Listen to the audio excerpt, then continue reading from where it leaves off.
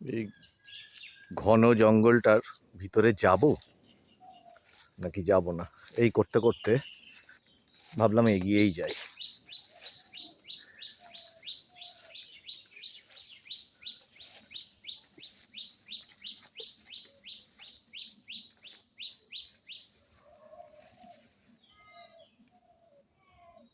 তোমাদেরকে আজকে এখানে নিয়ে এসেছি একটা বিশেষ জিনিস তোমাদেরকে বলবো বলে।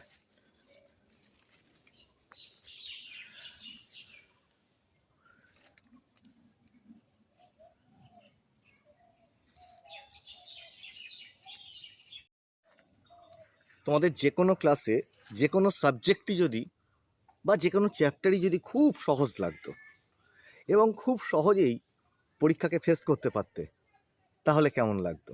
তাহলে তো আর কোনো জীবনে কোনো সমস্যাটাই থাকতো না।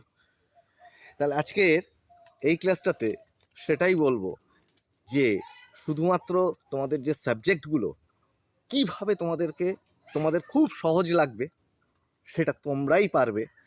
এবং আবার যদি এটাও হতো যে মাত্র 1 মাসের মধ্যে তোমাদের সমস্ত কোর্স কমপ্লিট, তাহলে আরও কতটা আনন্দ হতো। তো আমি এর আগে অন্যান্য ক্লাসে এইগুলো নিয়ে ছোট ছোট করে আলোচনা করেছি। আজকের ক্লাসটাতে বিশেষভাবে এই জিনিসটার উপর গুরুত্ব দিচ্ছি এই কারণে যে এই সমস্যাটা ক্লাস 1-এর একটি বাচ্চা হোক অথবা ক্লাস 12 হোক অথবা সামনের বড় ক্লাস হোক, সবার ক্ষেত্রেই এই সমস্যাটা সমান। শুধু একটাই জিনিস এই জায়গাটাতে বাধা হয়ে দাঁড়ায়। চলো আজকের ক্লাসটায় দেখি যে সেটাই কিভাবে পর পর পর পর এই কথা যেগুলো আমি বললাম সেইগুলো বাস্তবে ফলে কিনা, বাস্তবে করা যায় কিনা। আশা করি আমার যারা পুরনো ছাত্রছাত্রী আছো যারা, তারা আমার এই পদ্ধতিগুলোর সঙ্গে মানে বেশ কি বলবো সড়গড় আছো। যারা নতুন এসেছো তারা চ্যানেলটাকে সাবস্ক্রাইব করে নাও। এরকম বহু সহজ ধরনের পদ্ধতি কৌশল এগুলো নিয়ে আমি কিন্তু তোমাদেরকে ক্লাস নিয়ে থাকি। আর তোমাদের যে সমস্যাগুলো আরও জীবনে যদি মানে পড়াশুনোর ক্ষেত্রে আসে, সেগুলো তোমরা কমেন্টে জানাবে, আমি সেগুলো সমাধানের চেষ্টা করব। আজকের ক্লাসে প্রথম একটা কথা বলি। প্রথম তোমাদেরকে জিজ্ঞাসা করছি, কোন ক্লাসে পড়ো? কোন ক্লাসে পড়ো? ধরো ক্লাস 10-এ পড়ো। কোন ক্লাসে পড়ো? ধরো ক্লাস 11-এ পড়ো। ক্লাস 9টা কেমন লাগছে এখন? ক্লাস 9-এর বইগুলোকে নিয়ে একটু ভাবো তো। বা ক্লাস 8-এ পড়ো, ক্লাস 7-এর বইগুলো নিয়ে একটু ভাবো তো কেমন লাগছে। ক্লাস 11-এ পড়ো, এইবার মাধ্যমিকের বইগুলো নিয়ে ভাবো তো। তুমি মাধ্যমিকে যেরকম নাম্বারই পাও না কেন, যেরকম নাম্বারই পাও না কেন, তুমি ক্লাস 11-এ উঠেছো। বা 11-এ তুমি যেরকম নাম্বারই পাও না কেন, তুমি ক্লাস 12-এ উঠেছো। এবার ক্লাস 10-এর বইটা ভাবো তো, বা ক্লাস 11-এর বইটা ভাবো। সামনে নাও, যদি বাড়িতে পুরনো বই থাকে নাও, একটা নাও, টেস্ট করে দেখো, নিজে হাতে কলমে টেস্ট করে দেখো। আমি সব সময় যে কোনো জিনিসকে অ্যাপ্লাই করে প্রমাণ করে তা সেইটা তোমাদেরকে বোঝানোর চেষ্টা করি। বিষয়টা হচ্ছে, একটা বই, যে কোনো সাবজেক্টের একটা বই নিয়ে তুমি দেখবে আরে এ তো বাচ্চাদের ব্যাপার, এ তো কি বলবো মানে 2 দিনে আমি কমপ্লিট করে ফেলবো, এ কোনো একটা কোর্স হলো, এ তো সহজ, এ তো তুমি এখন যদি পরীক্ষা হয় এ তো আমি 100 পেয়ে যাবো। যে ক্লাস 11-এ পড়ছো, ক্লাস 10-এর বই নিলে এই রকম মনে হবে। যে ক্লাস 8-এ পড়ছো, ক্লাস 7-এর বই নিলে এরকম মনে হবে। যে মাধ্যমিকটা দেবে বলে ভয় পাচ্ছ, ক্লাস 9-এর বই নিয়ে দেখো, 8-এর বই নিয়ে দেখো, এরকমটা মনে হবে। তাহলে মানুষটা তো তুমি। তফাৎটা কি? এই যে জায়গাটা দেখছো, এই যে জঙ্গলটার ভিতরে, এইখানটাতে আমি গতকালকেও অন্য একটা জায়গা থেকে মানে এটা একটা ক্লাস নিয়েছিলাম তোমাদের। এই যে জায়গাটা, এই জায়গাটায় নিয়ে আসলাম আবার আর একটা জিনিস বলবো বলে। সেটা কি? মনে করো কোনো জীবনে কোনো একটা রাস্তা, মন দিয়ে শোনো এই জায়গাটা, মনে করো জীবনের কোনো একটা রাস্তা, সেই রাস্তাটা তুমি কখনো কোনোদিন যাওনি। তোমার বাড়ির যে রাস্তা আছে, পাড়ার যে রাস্তা আছে, সেখানে তুমি যাও, দোকান করো, স্কুল যাও, সেখানে সেই রাস্তাটা কিন্তু তোমার কাছে পরিচিত। প্রতিদিন সেখানটায় যাচ্ছ, আসছো, বিভিন্ন কাজকর্ম করছো। এমনকি আরও একটা ইন্টারেস্টিং জিনিস বলছি, মন দিয়ে শোনো। যখন বাড়িতে লোডশেডিং হয়ে গেল, অথবা রাত্রির বেলা ঘুমের মধ্যে থেকে তোমরা ঘুম ছেড়ে উঠে একটু বাথরুম যাবে বা পাশের ঘরে যাবে, এরকম ঘরের আলোটা নেভানো, মানে অন্ধকার, কিন্তু তুমি কিন্তু জানো তুমি একটা নির্দিষ্ট রাস্তা দিয়ে, মানে যাকে বলে চোখ বুজে, তুমি কিন্তু চলে যেতে পারছো পাশের ঘরটায়, বা বাথরুমে যাচ্ছ, বা অন্য একটা কিছু করছো, ঘরটার আলোটা নেভানো, অন্ধকার। তাহলে অন্ধকারের মধ্যেও তুমি অন্ধকারের মধ্যে তুমি চোখটা বুজে বুঝেও যদি হাঁটো, তোমার এই ঘরটার মধ্যে কিন্তু তুমি কোন জায়গায় কি আছে তুমি নিখুঁতভাবে হাত দিয়ে তুলে আনতে পারবে, খুঁজে পাবে। তো আবার একটা নতুন বাড়িতে গেছো, নতুন ঘরে গেছো, সেখানটাতে আলো জ্বালা থাকা অবস্থাতেও, হয়তো একটা দিন আছো, আলো জ্বালা থাকা অবস্থাতেও কিন্তু অনেক কিছু তুমি খুঁজে পাচ্ছ না। হয়তো দরজাটা পার হতে গেলে চৌকাঠ আছে তুমি জানো না, কোন জায়গায় টেবিল আছে সেই জায়গাটা অভ্যস্ত নাও, গুঁতো খেয়ে গেলে। এই জিনিসটা ঘটে। সেম এই জিনিসটা ঘটে কিন্তু তোমাদের পড়াশুনোর ক্ষেত্রে। যে কোনো ক্লাসের ছাত্রছাত্রী হও না কেন, যে কোনো কম্পিটিটিভ এক্সাম দাও না কেন তোমরা, যে কোনো সামনে বড় পরীক্ষা থাকুক না কেন, একটা দুটো তিনটে জিনিস এরকম বলে দিচ্ছি, যেগুলো একটু ভেবে দেখো, নিজেদের জীবনে অভ্যাস করে দেখো কি ঘটে। প্রথম কথা, আমরা যে জিনিসটা পরিচিত নই, সেই রাস্তাটাতে যদি আমরা যাই, সেইবার প্রথমবার মনে হয় বাবা অমুক জায়গাটা আমরা যাচ্ছি, একটা কোনো ডেস্টিনেশন আছে, একটা কোনো ঠিকানা আছে, যেখানটাতে তুমি খুঁজে খুঁজে খুঁজে খুঁজে লোককে জিজ্ঞাসা করে করে করে করে যাচ্ছ। প্রথমবার যখন যাচ্ছ মনে হচ্ছে বাবা কতটা রাস্তা, কতক্ষণ সময় লেগে যাচ্ছে। এবার গিয়ে নির্দিষ্ট জায়গাটাকে তুমি বা তোমরা খুঁজে পেলে, এবার সেখান থেকে ফিরে আসলে হয়তো তোমাকে কালকে পরশু আবার যেতে হবে। দেখবে পরের দিন মনে হলো আরে আমার কালকে যেন মনে হয়েছিল এই রাস্তাটা আমার 1 ঘন্টা লেগে গেছে, আর আজকে আমি যেন মাত্র আসলাম, আর মানে এখান থেকে হাঁটতে আরম্ভ করলাম আর চলে আসলাম 10-15 মিনিটের মধ্যে। তারপরের দিন এ তো চেনা, হুড়ুড় করে চলে গেলে। ঘরের ক্ষেত্রে যেমন, এই ক্ষেত্রে যেমন, এই দুটো উদাহরণ কেন দিলাম দেখো, পুরো জিনিসটাই হচ্ছে আমাদের ভাবনার ব্যাপার, আমাদের মনের ব্যাপার, আমাদের ইচ্ছার জায়গাটা তো আগে ক্লাসগুলোতে বলেছি। এই ভাবনাটা কিন্তু আমাদের ডিফারেন্স করে দেয় অন্য সাফল্য আর ব্যর্থতার মধ্যে।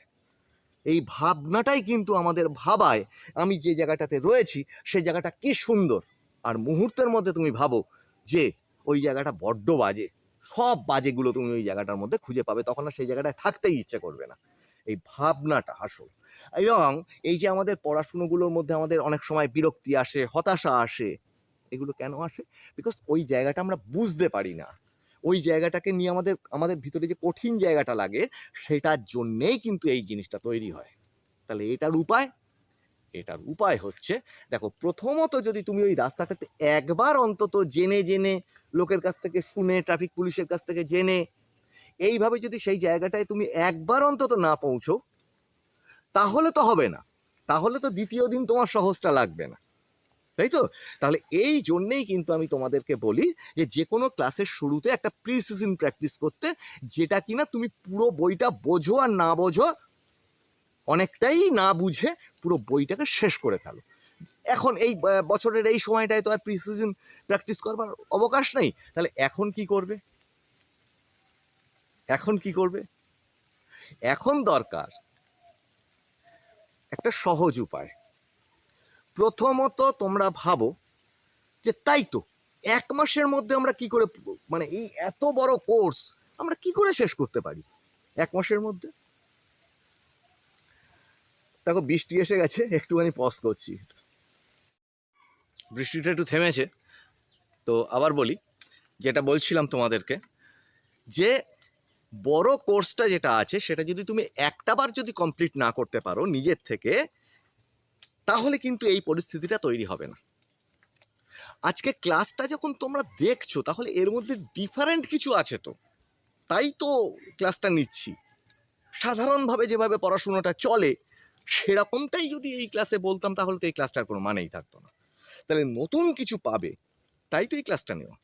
তাহলে এখানে তোমাদেরকেও কিন্তু একটু ডিফারেন্ট কিছু ভাবতে হবে, মনের মধ্যে সাহস রাখতে হবে, ইচ্ছা শক্তিটা রাখতে হবে, যে হ্যাঁ যদি এইভাবে আমি এগোই, যদি বুঝতে পারো যে আমার থিওরিটা যে এইভাবে যদি এগোই তাহলে আমি পারবো, এই জায়গাটা ফার্স্ট বুঝতে হবে তোমাদের। তাহলে ক্লাস 10-এ যে পড়ছো, ক্লাস 9-এর বইগুলো যখন এখন সহজ লাগছে কেন? কারণ ওটা তুমি তুমি তুমি একটু নিজে মনে করছো কি আমি বড় হয়ে গেছি, উঁচু ক্লাসে এসে গেছি, ওটা ওটা তোমার অনেকবার পড়া, এবার তোমার কাছে ওটা সহজ লাগছে, মনের ধারণা এটা। যতক্ষণ তুমি 9-এ ছিলে ততক্ষণ কিন্তু এটা মনে হয়। তেমনি ক্লাস 11-এ যখন উঠেছো, ক্লাস 10-এর বইগুলো সহজ লাগছে, তার কারণ এটা একটা মনের ধারণা, যে কারণ 11-এর বইগুলো আরো অ্যাডভান্স, তাই ওগুলো এবার তোমার কাছে সহজ লাগছে। যখন তুমি 10-এ ছিলে মাত্র কয়েক মাসের তফাৎ, দেখো কয়েকদিন আগেই তো তুমি 10-এ ছিলে, তখন তো ওগুলো কঠিনই লাগতো, তখন তো ওগুলো নিয়ে ভয় ছিল। মাত্র মাঝখানে কয়েকটা মাস হয়ে গেল, রেজাল্ট বেরিয়ে গেল, 11-এ উঠে একটা বেঞ্চিতে বসে পড়লে ক্লাসে, হ্যাঁ, আর সব সহজ হয়ে গেল ক্লাস 10-এর জিনিস। তাহলে ওগুলো সহজই ছিল, মনের ধারণাটা পাল্টাতে হবে। কিভাবে পাল্টাবে? এখনো যারা প্রিসিজন প্র্যাকটিস করনি তাদের জন্য বলছি। দেখো, ইন অ্যান অ্যাভারেজ এক একটা বইতে তোমাদের যে সাবজেক্টগুলো আছে, খুব বেশি হলে আমি ধরে নিলাম 30টা চ্যাপ্টার আছে, ধরাই যাক 30টা চ্যাপ্টার আছে। আর যদি উল্টোভাবেও দেখি, যে এক একটা বইয়ের যদি লেন্থ দেখি, মোটামুটি সর্বোচ্চ 300 350 এরকম পাতার বই হয়, এরকমই পাতার বই হয়। তাহলে এইটা যদি তুমি করো, নিজেকে ভাবতে হবে একটা মাস নিজেকে দিতে হবে গোছানোর জন্যে, সেলফ স্টাডির জন্যে, নিজে এগোবো। যে যা কিছু সাহায্য করছে সেগুলো ঠিক আছে, পরপর এবার মন দিয়ে দেখো কি বলছি। প্রথমত 300 পাতার যদি বই হয়, 30টা চ্যাপ্টার আছে, ঠিক আছে, এগুলো আগে নোট ডাউন করো খাতায় অথবা বইয়ের মধ্যে, যে কাউন্ট করো কতগুলো পাতা আছে ওই বইটাতে, কতগুলো পৃষ্ঠা আছে, কতগুলো চ্যাপ্টার আছে, কাউন্ট করো। এটা হচ্ছে প্রথম কাজ। দ্বিতীয় কাজ কি? যদি 10টা করে পাতা এক একটা বইয়ে প্রতিদিন তুমি পড়ো, প্রতিদিন মানে 10টা করে পাতা এগোচ্ছ, আজকে 10টা, কালকে 10টা, কালকে 10টা, এইভাবে এক একটা বইতে এগোচ্ছ। কখনো কখনো কোনো দিন ঠিক আছে চ্যাপ্টারটা মাঝামাঝি হয়ে যাচ্ছে, সেটা হয়তো 15 পাতা হয়ে যাচ্ছে, কোনো দিন দেখা যাচ্ছে সেটা 12 পাতা হচ্ছে, 10-এর নিচে নেমো না। তাহলে এটা যদি করো, তাহলে ইন্টু 30 করলে কি দাঁড়ায়? 300 পাতার একটা বই শেষ হচ্ছে। তাহলে 10টা করে পাতা যদি তুমি সকালে পড়ো একটা বইয়ের, দুপুরে বা বিকালের দিকে একটা বইয়ের পড়লে, রাতের অবসর সময়ে আর 10টা পাতা পড়লে, মানে 3টে বই কিন্তু, যে 3টে এইচএসের ক্ষেত্রে বা তোমাদের 11-এর ক্ষেত্রে যে 3টে মেন থাকে, ঠিক আছে, আর অন্যান্য নিচু ক্লাসের ক্ষেত্রে বলছি কি, সেক্ষেত্রেও কিন্তু তোমরা এটা করতে পারো, তোমাদের বইয়ের লেন্থগুলো যদি আর একটু ছোট হয় বা কিছু হয়, চ্যাপ্টারগুলো কিছু হয়, তোমরা এইভাবে টোটাল কোর্সে তোমার কতগুলো পৃষ্ঠা আছে, এই বইয়ে 200টা, ওই বইয়ে 100টা, ওই বইয়ে 150টা, এই বইয়ে 300টা, এরকম করে একটা জায়গায় যোগ করো। যোগ করে দেখো প্রতিদিন এই বইয়ের 5টা, এই বইয়ের 20টা, যেটা বড় বই, এই বইয়ের 5টা, এই বইয়ের 15টা, এই বইয়ের 20টা, এরকম করে ভাগ করে নাও যে প্রতিদিন তোমায় কটা করে পৃষ্ঠা পড়তে হবে। না বোঝা জায়গা থাকতে পারে, আবার বলছি, না বোঝা জায়গা থাকতে পারে, সেটারও সমাধান বলছি। এবার করবে কি, তাই তো যে চ্যাপ্টারটা আমি পড়বো সেই চ্যাপ্টারটা ঠিক পড়তে বসার আগে কি করো, এই ফোনটা নাও, ফোনটা নিয়ে কি করো, ওখানে পাশে ইউটিউবটা চালু করো, এই যে চ্যাপ্টারটা পড়ছো সেই চ্যাপ্টারটার নাম দিয়ে, বা যে চ্যাপ্টারের সাব চ্যাপ্টার বা একটা বিষয়কে পড়ছো, ফার্স্ট পড়া শুরু করবার আগে, ওই 10টা পাতা 15টা পাতা পড়বার আগে পার্টিকুলার ওই জায়গাটাতে যে যে জিনিসগুলো লেখা আছে সেইটার ওপর, যে বিষয়টার ওপর লেখা আছে সেইটার ওপর ভিত্তি করে একটা সার্চ দাও, ইউটিউবে একটা সার্চ দাও যে এই বিষয়টা। দেখো, সার্চটা দিয়ে দেখো অনেকগুলো ভিডিও এরকম এসে যাচ্ছে। এর মধ্যে থেকে যেটা তোমার ভাষায় তোমার মতো করে বুঝতে সুবিধা হয়, সেটা কত বড় হতে পারে, কোনোটা 5 মিনিট হতে পারে, কোনোটা আধ ঘন্টার হতে পারে, কোনোটা একটু বড় হতে পারে। যেহেতু পৃষ্ঠাটা কম, পুরো চ্যাপ্টারটা তো, পুরো চ্যাপ্টারের ক্লাসের কথা বলছি না, সেটা অনেক সময় 1 ঘন্টা 2 ঘন্টার ক্লাস অনেক সময় থাকে। পার্টিকুলার ওইটুকু অংশের জন্যে তুমি গুগলেও সার্চ দিতে পারো, ইউটিউবেও সার্চ দিতে পারো, দিয়ে সেই ভিডিওটাকে একটু দেখে নাও। কি হলো, তোমার মধ্যে একটা ধারণা তৈরি হয়ে গেল, তোমার মধ্যে কিন্তু একটা ধারণা তৈরি হয়ে গেল ওইটুকু অংশে কি ঠিক বোঝাতে চেয়েছে। এবার তুমি ওই 10টা পাতা পড়তে শুরু করো। তাহলে ওদিকে তোমার কতক্ষণ গেল? 10-15 মিনিট গেল, আধ ঘন্টা গেল ভিডিওটা দেখতে। এইবার দেখবে ওই পাতাগুলো যখন তুমি পড়ছো, অনেক দ্রুত পড়া হয়ে যাচ্ছে। যে পাতাটা পড়তে হয়তো তোমার 2 ঘন্টা লেগে যেত ওই 10টা পাতা পড়তে, এটা কিন্তু তোমার, আরে ভিডিওটা দেখে নিয়েছো, তোমার তো একটা কনসেপশন তৈরি হয়ে গেছে। এইটা করে সঙ্গে সঙ্গে এবার পাতাগুলো তুমি পড়া শুরু করছো। করে যেই 10-15 পাতা মোটামুটি হয়ে গেল ওই জায়গাটা, যে মানে ওই চ্যাপ্টারের ওই বিষয়টা যেই কমপ্লিট হয়ে গেল, 10 পাতা, মিনিমাম 10 পাতা, তুমি কি করলে? রেখে দিলে। কতটুকু সময় লাগলো? হয়তো 1 ঘন্টা। সবটা করতে 1 ঘন্টা লাগলো, বা 1.5 ঘন্টা লাগলো, তার বেশি নয়। তাহলে এদিকে সকালে 1.5 ঘন্টা, বিকালের দিকে কোনো একটা অবসর সময়, সেই সময় 1.5 ঘন্টা এই প্রসেসটা, আর রাত্রিরে সব হয়ে যাওয়ার পরে 1.5 ঘন্টা। 3টে সময় যদি বেছে নাও, তাহলে এটাকে যদি তুমি রোল করতে থাকো, খেয়াল করে দেখো, 10টা করে 15টা করে পাতা এগোচ্ছ, কখনো কখনো মনে হবে আরে এই 10টা পাতা তো আমার দ্রুত হয়ে গেছে, আরো 10টা পাতা করো।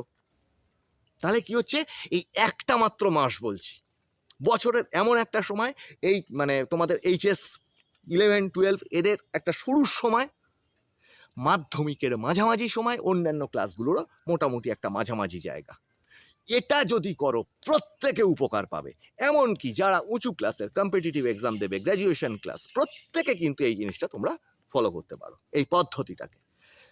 সেলফ স্টাডি হয়ে যদি কনসেপশনটা নিজের ভিতরে তৈরি হয়ে যায়, তখন কিন্তু সেই সাবজেক্ট থেকে আরও যে টেকনিকগুলো আমি পরে অন্যান্য ক্লাসে বলি, তখন কিন্তু শর্ট নোট বানানো, শর্ট কোশ্চেনকে মানে আন্দাজ করে নেওয়া, সাজেশন বানানো, MCQ এর ব্যাপারে এক্সপার্ট হয়ে যাওয়া, সমস্ত কিছু তখন হতে পারে যদি কনসেপশনটা রেডি হয়ে যায়, যদি সেইটার ব্যাপারে ভয়টা কেটে যায়।